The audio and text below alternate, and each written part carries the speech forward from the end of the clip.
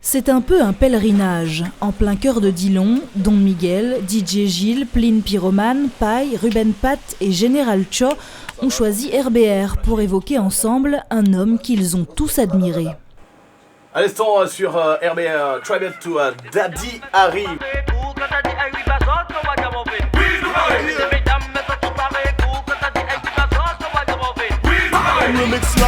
Respect Daddy Harry a real black. Ça qui pas connaître, tu pas connaître en patate. Show him respect, everybody boss a shot. Lord have mercy. Nouvelle génération.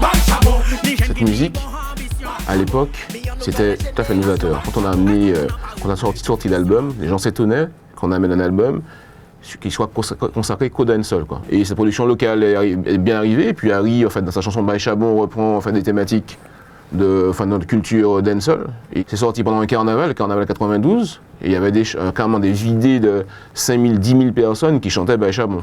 Un succès énorme qui force le respect de ceux qui aujourd'hui ont emprunté la même voie.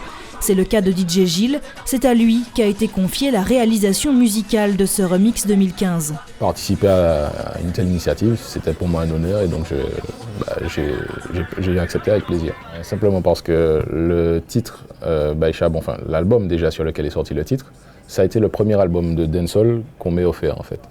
Donc je devais avoir 11 ans à l'époque. Et ouais, donc c'est un CD que j'ai usé, enfin je l'ai écouté des milliers de fois. À cette époque, Harry animait une émission sur RBR.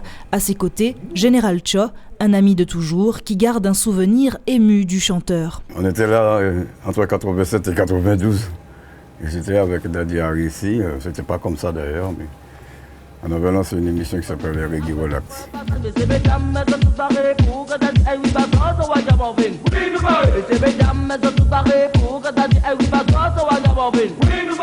Seulement, il n'était pas trop ponctuel, hein, parce que quand on avait rendez-vous ici pour faire l'émission, il avait toujours 5 ou 10 minutes de retard. Mais c'était toujours positif avec lui, sans problème. Il faut dire, il y a toutes choses à dire, parce qu'on était toujours ensemble, avec Ruben Pat, Général Cho, Daddy Harry. Ça n'arrêtait pas, quelquefois on se retrouvait devant chez ses parents, ou bien on avait rendez-vous ici, on n'arrêtait pas de chanter, c'est ce qu'on faisait. J'avais 13 ans, j'allais déjà dans les sound systems, donc je connaissais déjà un petit peu Harry. Et quand j'ai commencé à apprendre le micro dans les sound systems, là ça m'a donné une approche un petit peu plus concrète. Donc à ce moment-là, avec Charlie, des fois on passait chez Harry, tout ça, il nous donnait des dubs pour travailler et tout. Et toujours à Dillon, son fief, sa base.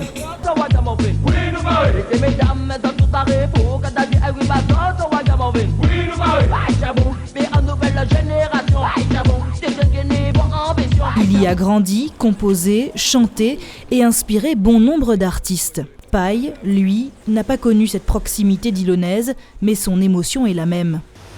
On est en ce moment dans une période où la majorité des choses qu'on entend sont dans une forme de négativité. Ça parle de drogue, ça parle de fusils plus ou moins légitimes à utiliser.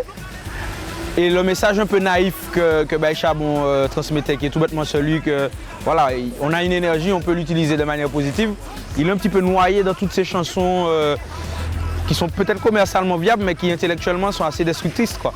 Donc j'ai trouvé forcément intéressant de reprendre cette thématique et puis oui, c'est un honneur qu'on l'avait eu, parce que c'est quelqu'un que j'admirais quand j'étais plus petit et qu'aujourd'hui on me considère comme assez intéressant pour lui rendre hommage, c'est forcément une consécration, donc pas d'hésitation possible. Cette admiration, ce respect, c'est aussi ce qu'éprouve Ruben Pat. Ami proche de Daddy Harry pendant de nombreuses années, il est de ceux qui aujourd'hui entretiennent sa mémoire. J'adore le revoir danser, son pas inoubliable qu'il a sur ce clip.